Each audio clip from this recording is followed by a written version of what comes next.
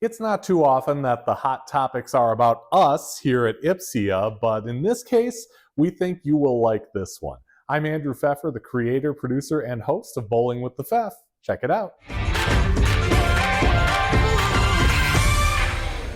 Well, it is an exciting time on Hot Topics because we have some new content coming your way to give you more with your IPSIA membership. As always, we have a special guest on Hot Topics today, Mark London, a Luby Hall of Famer, a soon-to-be Minnesota State Hall of Famer, and an avid competitive bowler, bowling writer, pro shop guy. I don't want to take up the whole episode with your credentials, but Mark, welcome to Hot Topics. Tell us about this new IPSIA content that we're going to see very soon.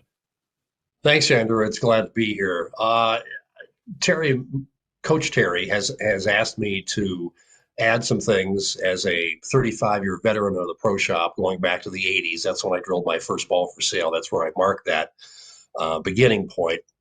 And over the various thousands of customers I've had over the years in small towns and in big cities, 2 top 10 markets in the country. You see a lot of different people, but there are a lot of similarities as well. And there are some situations that pop up, little tips, how to deal with the customers and different things in the pro shop that I've done at various locations that can save some time. That can be of use, or maybe not, who knows? But the point is I want people to look at that and go, okay, at least he's doing this, I'm doing this. Maybe there's, there could be 5 different answers to any particular question. And it's different for each market too. What happens, what works in your center and your shop may not work elsewhere. So at least we're giving options of more ways to get things done. Yeah. Mark, you didn't just come off the street and start pecking at a keyboard. You've been writing for a long time.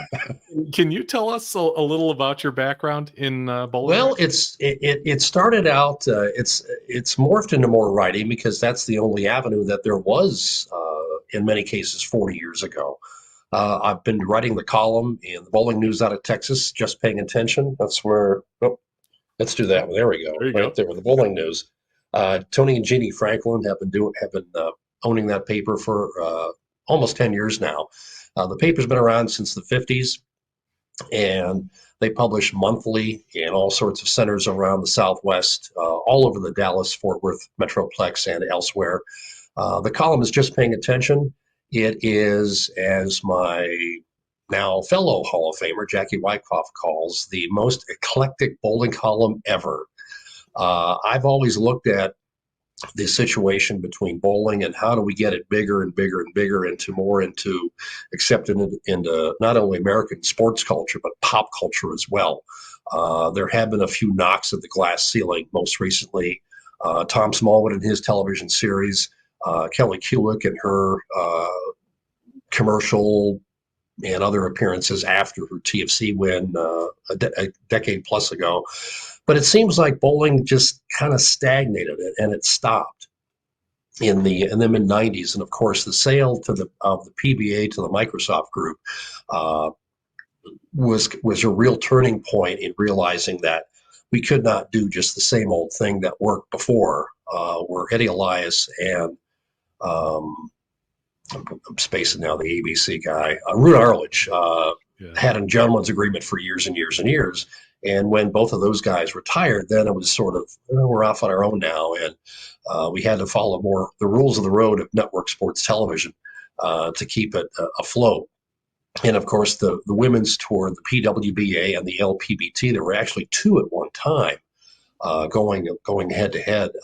And ESPN did what they could, and John Summer did what he could to keep it on television. But there's a lot more to answering that question as to, why isn't the PBA on Saturday afternoons anymore? It's a complex question. I've written about that to death. But there seems to be a lot of information out there that people, it's not common knowledge, but once I explain it, it seems to make sense in the whole, and there's a whole hierarchy of sports And as far as advertisers wanting to get their message through on a national stage, like national television, national cable, or elsewhere, live streaming is there.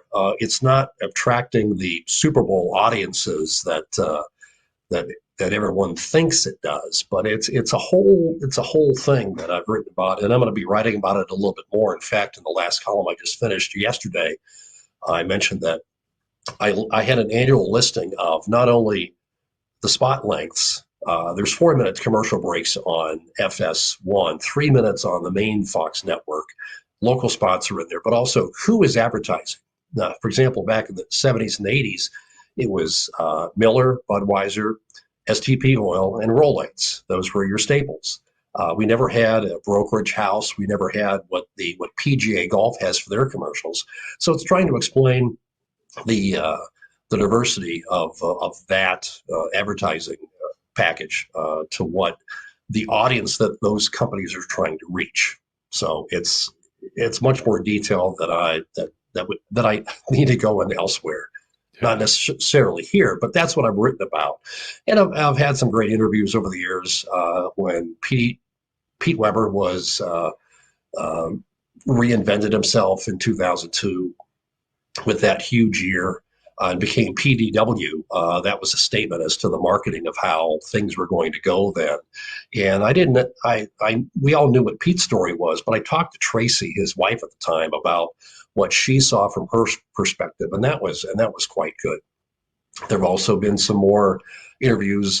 Bowlers have had some serious health issues. In fact, saw Jetty Wonder just yesterday, and she mentioned that my story was brought up on Bowl TV at one time when her fiance Todd was bowling, and stopped by Culver's in Belvedere, Illinois, if you want to say hi to him. But there's some others with some health issues.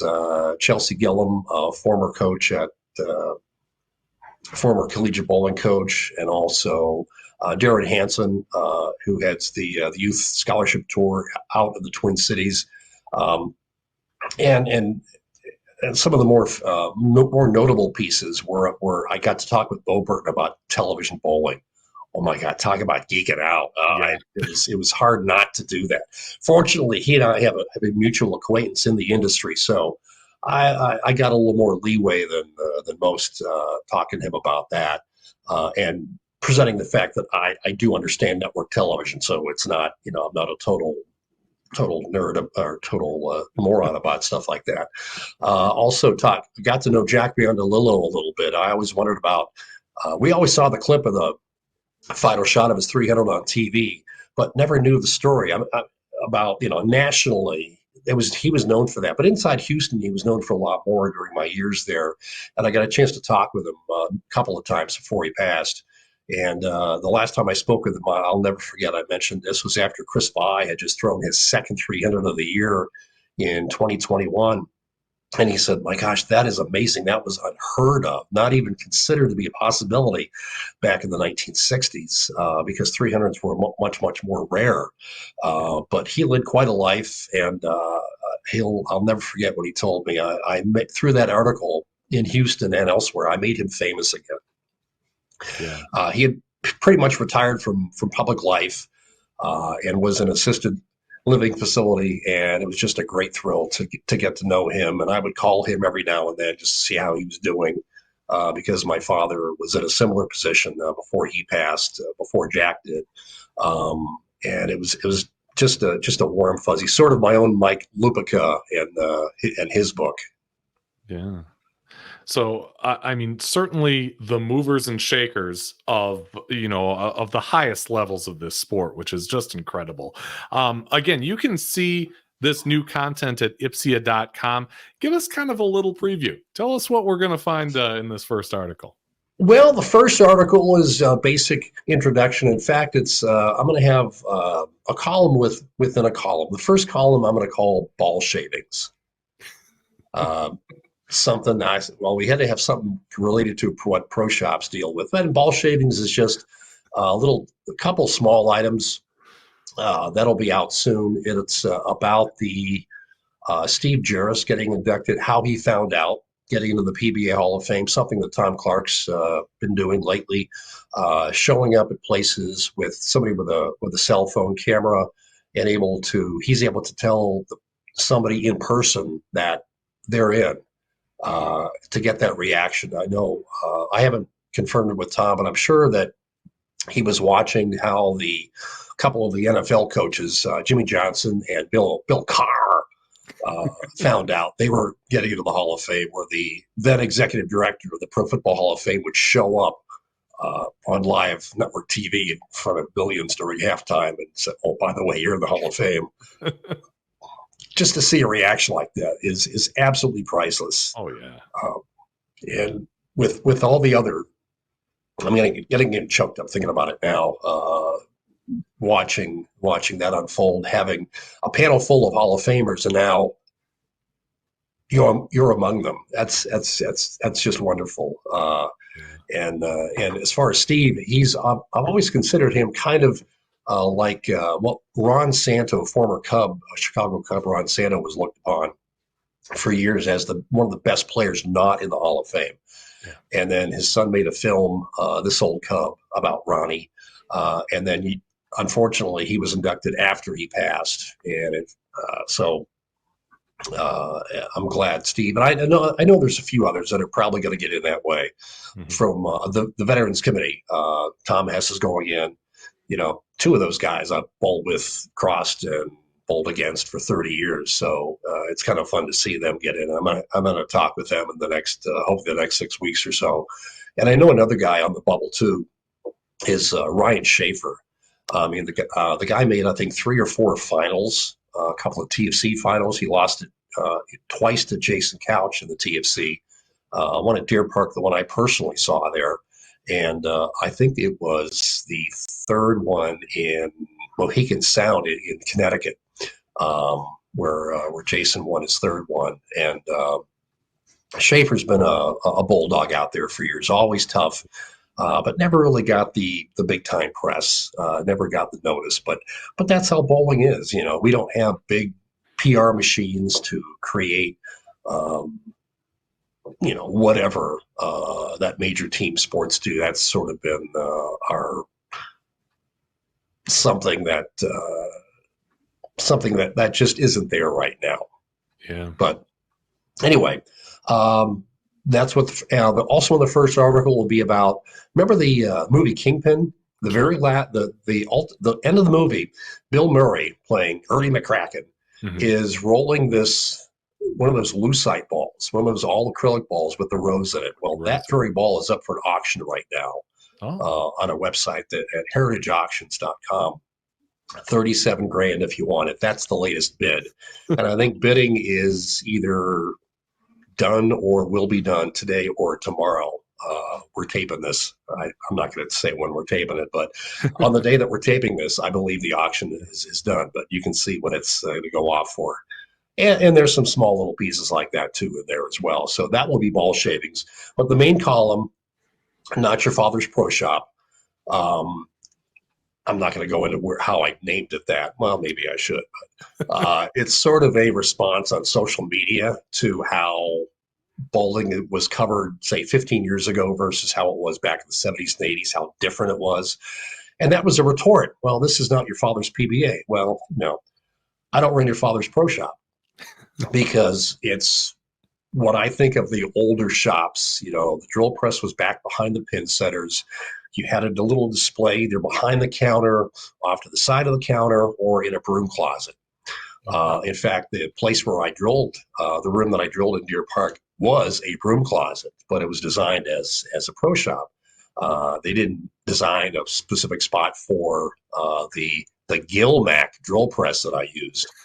That I actually figured out how to drill ovals on. Yes, and then to the cool part was just a bonus note here. Yeah. For the 2000 TFC years ago, I organized an autograph wall. So anybody naming a name in the industry would come by. I would ask them to autograph it, and the names that are on there very recognizable. Hundreds of telecasts.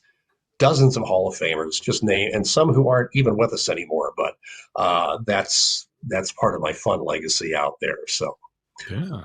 but that's what I write about. You don't read this anywhere else. You know, Yeah. I can do Yeah. this about news. Oh, and I did get to slow the internet down. I will credit myself for that. Remember the rumor about when Nationals USBC Open Championships was supposed to be in Houston 2 years ago, Okay. and they didn't have a building. And I was looking around. I'm thinking, wait a minute, the only building that could host that is one that's been closed for over 10 years, the Astrodome. I started that rumor. Thank you very much. Thank you. That would have been it fit all the requirements. There was a proposal to clean it up a little bit and repurpose it for a public gathering spot for conventions or whatever. I thought that would have been a fantastic place for. I mean, you could have put 60 lanes on the floor. They would have done a bunch of stuff to revamp it, but it would have been one of the neatest places to look up and see that iconic roof. Yeah. That all Houstonians just love and take as their own. Yeah, for sure. No, having seen the shows at Miller Park and seeing that spectacle, I mean, what a great idea that would have been. Wish it Yep, could come to I was fruition. there for both of those. Yeah. In fact, I remember asking after Steve Jarris became the second Joliet area bowler to shoot 800 on TV and lose. Mm-hmm. I said, well, what, God, you just shot 800 again. What happened? You shot 815. What happened? Well, that's how it goes. And I'm thinking, I literally talked to him 10 minutes after the show ended, and he's grabbing his extra equipment from the warm-up lane that was located in, I think, the Brewer bullpen. Okay. And well, it makes sense, home plate to the pitcher's mound 60 feet, so you had to throw somewhere. He goes, yeah, that's how it goes. I'm curious on how he feels about that now. Yeah. And I thought losing that or losing the TFC after he had won it might have cost him the Hall of Fame. But like I said, he's one of those guys which just year in, year out, he would just grind it out and figure it out. And there's another story about bowling and pop culture with him involved. Not a bad thing that I'm going to talk about someday. It happened at a grocery store of all places. Ah, okay. That's a That'll great be an tease. item for later. That'll be a tease for later. Awesome. Details coming up. Details coming up at 5, 6, and 10 on your local Eyewitness News. That's it. But for now, you'll be able yes. you'll be able to see this content on IBPSIA.com. You can also check out ways that IBPSIA membership benefits you, and how to become a member on that website. And if you liked what you saw here with Mark today, feel free to like this video, subscribe to the channel. It is the best way to help us continue to make content here on Hot Topics.